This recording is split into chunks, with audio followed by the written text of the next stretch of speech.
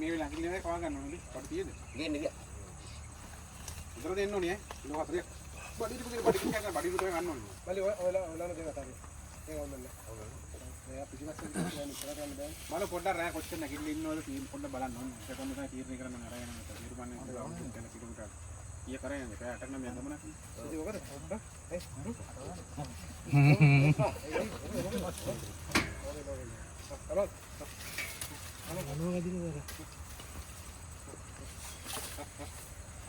යටේ ඈ දඟලලා. ඔව් පැටලලා වැඩේ. ඔව්.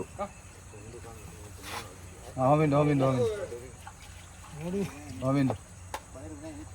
බඩිරු නෑ නේද? ආහා. කික්මුලින් බඩු සප්ලයි කරගන්න කියලා මම කියන්නේ. සන්ධ්‍යාවෙන්ද කොහොමද? උඩාරාට ඔව කණ්ඩ බැරි ගියසතු රිමීටි.